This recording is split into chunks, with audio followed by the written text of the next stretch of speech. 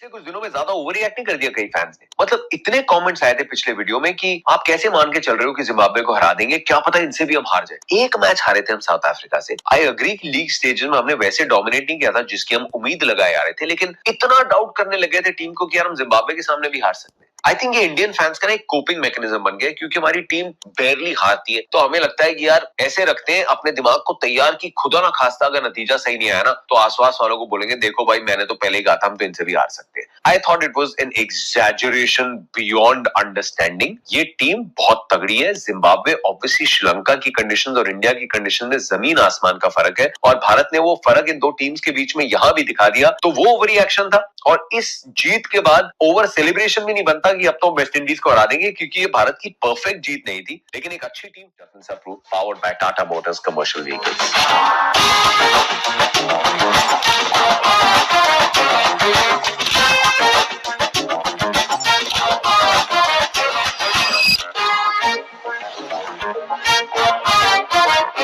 Toss जीत के मुझे लगा जिम्बाब्वे ने एक बार फिर से जो वेस्ट इंडीज के सामने किया था वो थोड़ी गलती दोहरा दी। अब क्या आपके मन में चल रहा है कि let's give ourselves the best chance? अगर आप बेस्ट चांस देना चाहते हैं तो जो कंडीशंस है इंडियन टीम की बैटिंग, आप जानते हैं अगर ये क्लिक हो गए और अच्छी बैटिंग कंडीशंस है तो ये उतने रन बना देंगे कि आपको आउट बैट कर देंगे। वेस्ट इंडीज ने जिम्बाब्वे को आउट बैट कर दिया था, इंडिया ने जिम्बाब्वे को आउट बैट कर दिया। मतलब जिम्बाब्वे के पिछले 40 ओवर या जो 40 ओवर इंडिया में डाले उसमें 500 से ऊपर रन कंसीड किए यार इस बॉलिंग अटैक ने, और चेंज किया। एक मीडियम पेसर को ले आया, ग्रेम क्रीमर जो उनके एग्री स्पिनर है उनको नहीं खिलाई। यू अंडरस्टैंड इंडिया की टीम में इतने लेफ्टीज हैं, लेकिन एक क्वालिटी स्पिनर का ऑप्शन तो रख सकते थे जब सिकंदर रजा खुद और ब्रायन बेनेट थोड़ी ऑफ ब्रेक डाल सकते थे। एक और डिफेंसिव सोच जिम्बाब्वे की ये थी कि पावर प्ले में स्पिन का एक ओवर भी नहीं डलवाया यार। And I am not saying कि यू फॉलो द ट्रेंड कि देखो बाकी टीम्स ने ऑफ स्पिनर डलाए हम कुछ अलग करते। जो पहली बॉल सिकंदर रजा ने डाली वो पड़ के एक्चुअली बाहर की तरफ गई थी, so why not just try it out. तो जिम्बाब्वे मुझे लगा I was actually bit disappointed कि बड़ी डिफेंसिव लगी जिम्बाब्वे जो उन्होंने लेंस भी बोल करी। इट वाज कि इंडिया की रेपुटेशन ना पहले आ गई, एंड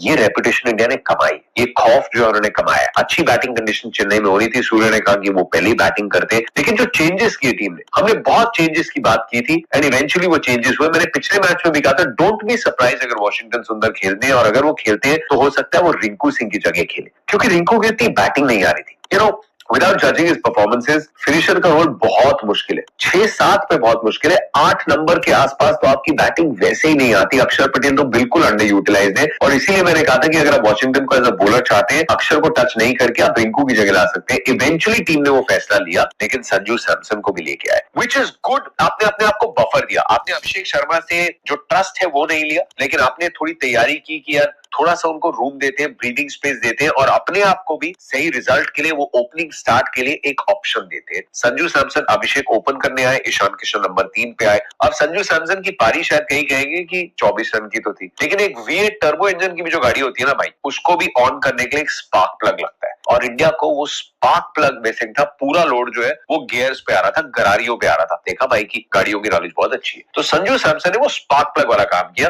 वैसे गाड़ियों की नॉलेज के साथ साथ टाटा मोटर्स कमर्शियल व्हीकल्स की भी नॉलेज मेरी अच्छी है, क्योंकि इंडिया की नंबर 1 ब्रांड है, ग्लोबल इनका प्रेजेंस है। लेकिन हम क्रिकेट में उनकी बात क्यों करते हैं? क्योंकि इनकी ना बेटर ऑलवेज की फिलॉसफी है। आप हमेशा और बेहतर होना चाहते हैं। आप जानते हैं कि चैलेंजेस अलग होंगे, लेकिन जब आपने कोई विश्वास जताता है, आप उस विश्वास की कसौटी पे खरा उतरना चाहते हैं, और उनकी इंजीनियरिंग और R&D से ही ये सोच रहती है कि हम और बेटर कैसे करते रहे अपने कमर्शियल व्हीकल्स को। तो यही करते हैं टाटा मोटर्स कमर्शियल व्हीकल्स, और यही किया भारतीय टीम ने अपनी सोच के साथ, ये किया अभिषेक शर्मा ने अपनी बैटिंग के साथ। संजू सैमसन ने आपको स्टार्ट दे दी, लेकिन अभिषेक शर्मा की बेटर ऑलवेज फिलॉसफी क्या है? अब वो युवराज सिंह वाला वीडियो आपको याद होगा जब युवराज कह रहे हैं नेट्स में, ओ यार कभी सिंगल भी ले लिया कर। लेकिन गुरु कह रहा है शिष्य को लगा होगा यार जब मैं हर बॉल चौका छक्का मार सकता हूं तो मैं सिंगल क्यों लूं? ये तो पुरानी फिलॉसफी है। लेकिन फिर क्रिकेट ने कहा कि देखो अभिषेक, मेरे से बड़ा, खेल से बड़ा ना कोई आया है ना कोई आएगा। रिस्पेक्ट तो आपको देनी पड़ेगी जब मुश्किल समय आएगा, और उस एक रन की कीमत अभिषेक पहले 3 मैचेस में अच्छे से जान गए। तो इस मैच में उन्होंने क्या किया? Sanju took on the load, उन्होंने टीम को वो start they the power play में, एंड अभिषेक ने अपनी अप्रोच बदली। उन्होंने बॉल्स को डिफेंड किया, उन्होंने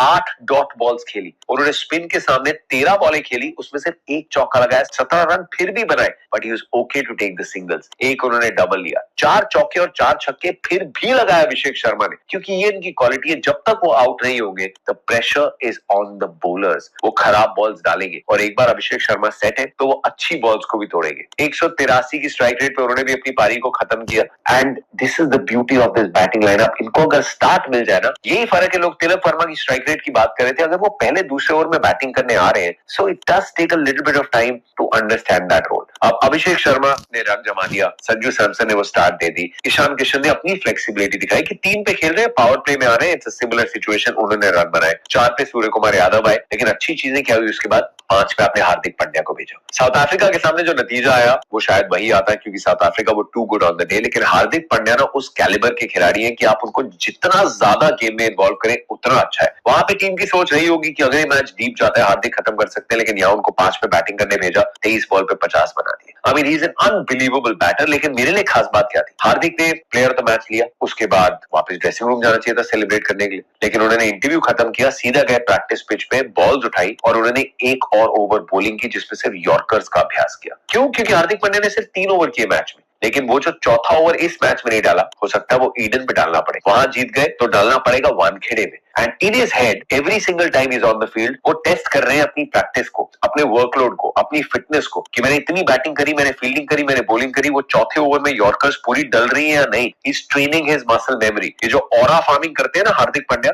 ये प्रैक्टिस से आती है। मैच में परफेक्शन आप गारंटी नहीं कर सकते, लेकिन प्रैक्टिस में परफेक्शन चैंपियन प्लेयर्स हमेशा गारंटी करते हैं। This is what I saw match खत्म होने के बाद। हार्दिक से रिलेटेड तिलक वर्मा, उन्होंने अपनी फ्लेक्सिबिलिटी दिखाई। ये फ्लेक्सिबिलिटी कहने को कितना इजी शब्द है ना, लेकिन इतना आसान है नहीं सबके लिए करना। तिलक ने कहा टीम पिछले 1-2 मैचेस से, मैच शुरू होने से पहले आधा पौना घंटा वो वीडियोस देख रहे थे, पिछले 1 साल में कैसा खेलते आए हैं। This is what the team does to bring the confidence back. इस मैच के पहले ज्यादा उनकी सोच नहीं थी, was talking to his family और क्लियर माइंडसेट लेके आए। पहली बॉल पे विड्स मिली, चौका लगाया, he didn't look back. 16-17 ball में 44 रन उन्होंने भी मार दिए थे। This is the power of Tilak. सब डाउट करने लग गए थे। So this change of role, this flexibility, इन्होंने सब आजाद कर दिया तिलक वर्मा को। टीम पे थोड़ी कंफ्यूजन थी कि मैं रोक के खेलूं, पारी को बनाऊं या सीधा मारूं, एंड नंबर 6 पे he was flying like a bird. और ये अच्छी सोच थी। शिवम दुबे तो बैटिंग करते आ रहे हैं, तो तिलक वर्मा को हार्दिक के बाद भेजा, दुबे के पहले भेजा। I thought that was a good decision. लेकिन बॉलिंग में हार्दिक स्टार्टेड द बॉलिंग अर्शदीप के साथ। इसके पीछे टीम की क्या सोच थी, because net run rate did not really matter, और जसप्रीत बुमराह और अर्शदीप सिंह के अच्छे प्लान चल रहे हैं इंडिया के। पहले 4 ओवर में वो बॉलिंग करें, because Hardik anyways back of length bowling करते हैं, जसप्रीत बुमराह ऊपर वाली बॉल पे स्विंग निकालते हैं। तो जब तक जसप्रीत बुमराह आए खेल में, तब तक स्विंग तो नहीं मिलने वाली थी। The only worry that team India will have is, हम ये 72 रन से मैच जीते, हमें ये मैच कम से कम 100-110 रन से जीतना चाहिए। जंगल के राजा ने जंगल के डॉन